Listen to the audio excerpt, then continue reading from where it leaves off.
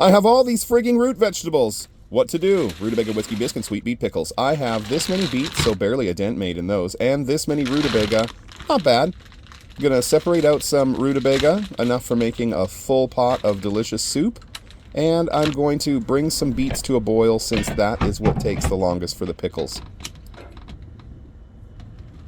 There we go. Just going to get those covered up and boiling. Those just boil on their own until they're done, and I'll show you how to test them after. Next up, I'm going to hyper speed through cutting up all of these rutabaga. I think I'm going to need one more, so I'll add that after. But basically just going through, deeply peeling them again. Make sure for soup you take all that bitter peel away and you get them rough chopped into little cubes, roughly the same size, for easy cooking. Rutabaga are incredibly healthy and delicious when you treat them right. There's that extra rutabaga I was telling you about.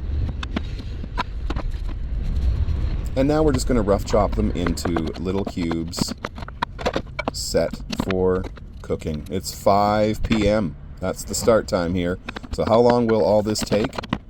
Longer because I'm filming it. Yours will probably take about 1/3 less time than I end up taking here, but I've been putting the clock in just for reference so I can see what it's like.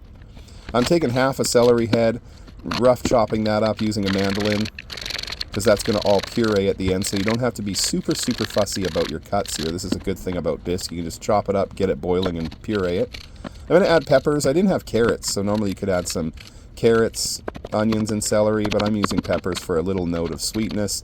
And here's my onion. Just getting it prepped as well. I prepped those last so we spend less time with the crying onions. And the beets are boiling, so they're well underway. Peeling up some garlic here and shredding up some ginger. Recipes are in the description, by the way, so if you're trying to guess at how much I'm using, it's right there in the description for you.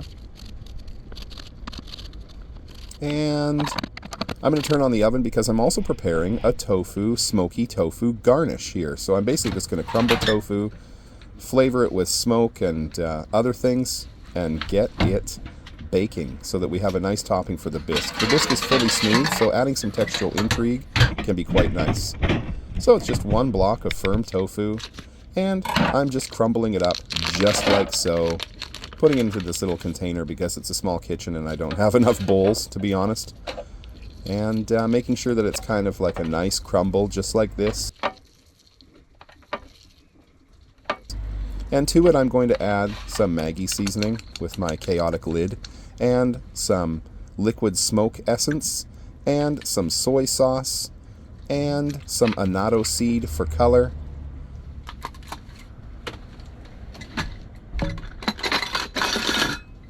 And I'm just going to stir it up, get that well combined.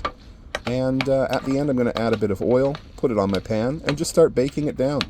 I'm using a 350 degree temperature to bake it down, and at the end I'll turn it up to give it a little bit of crisp. Wowzers.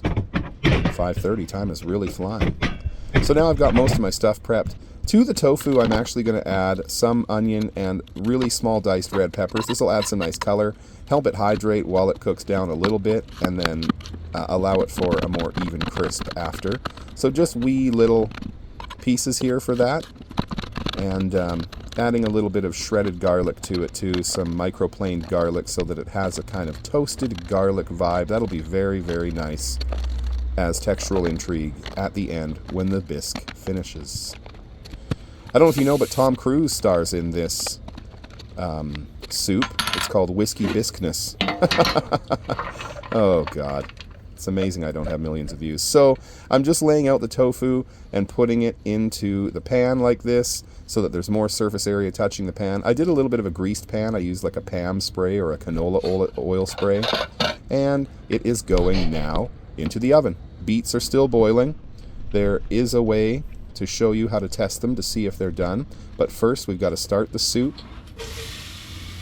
Getting the onions in there, 2 shredded onions. The soup is quite oniony because it needs to adjust the rutabagas flavor and absorb a whole bunch of delicious seasonings. Those seasonings that are going to go in there right now are delightful. I'm going to use some chili powder, You can see, I proved it there. Madras masala, but this won't be enough to make it taste like curry, just enough to add some flavor. That was also some sweet smoked paprika, some Maggi seasoning, and we're just going to stir that all in until it's ready for deglazing. What will we deglaze with? Well, it's right in the title. Rutabaga whiskey bisque. It's whiskey. We're going to use about a half cup of whiskey. I like Bullet Bourbon or Maker's Mark Bourbon. Get it in there and deglaze the onion with it.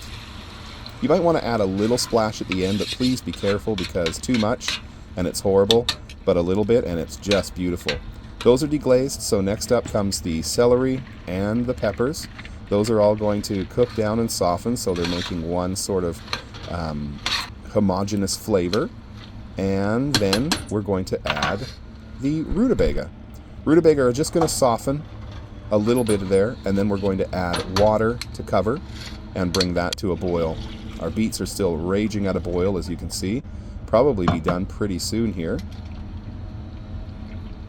You have to stir it through, and we get it going to a boil. I'm adding salt and some Old Bay seasoning just to punch it up a little bit, and we're off to a boil.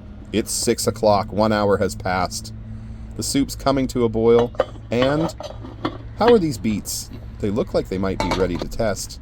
Ooh, I found my bay leaf. Let's take a look at the tofu as well. Yeah, it's looking pretty nice. Yeah, I think that's about done. And when you poke a fork in and the beets fall right off the fork like that, they're finished. So I turned off the water. The soup's come to a boil now, and it's 6:15.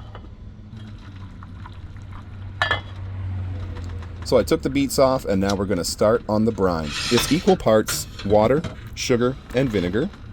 I used 1 liter of each. 1 liter water, 1 liter sugar, 1 liter vinegar, plus about 12 to 15 cloves, tablespoon of pickling seasoning, and a whole nutmeg. I also should be using a whole cinnamon stick, but I just have powder, so I'm going to make it hard on myself and stir it in kind of weird here, but it will work. And it's now 6:30. The beets are very easy to peel once they're boiled like that. You just rub the skin off of them and set them aside. Take off the parts you don't like, and then just mandolin circular slices at about 3 millimeters. And that is the beginning of the pickle. I've got some onions and garlic going in there to help make some delicious flavors. And now that I've used the beet water to get that boiling and make the brine, I'm going to strain out the stuff. Side note, if you're using the beet water, keep in mind you shouldn't can it. You got to use plain water to do the canning process. I'm just adding a little bit of cauliflower to the bottom here because that can be an indicator of when the pickles are done if you're just putting them right to the fridge and not finishing them in the jarring process. Now I've got them filling up. Just fill it up. Don't pack it down super hard. Just give it a light push like I did there with some brine already in the bottom so that it can meet and prevent bubbles. And top it off with the brine. I actually ended up being able to make 2 jars of pickles with this, about 2 liters worth. This is a big jar, 1.5 liter jar here. The soup is done cooking. Everything's soft in this time as well, and I've got those just sitting and being pickles somewhere as I puree the bisque.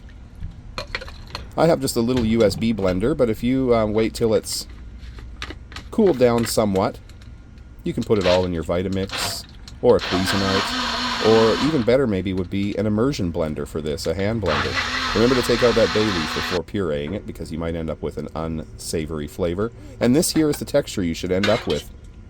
Still a little bit of texture to it, but a pourable liquid. We're going to add that coconut cream so it's rich and creamy and delicious, just like your mama at a country bar.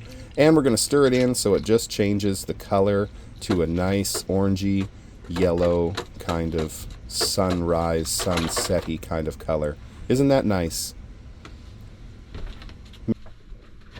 Made some for the neighbors. So I've got the pickles done with brine, I've got the bisque done, and I'm going to garnish it with the delicious, crunchy and chewy tofu, just like that.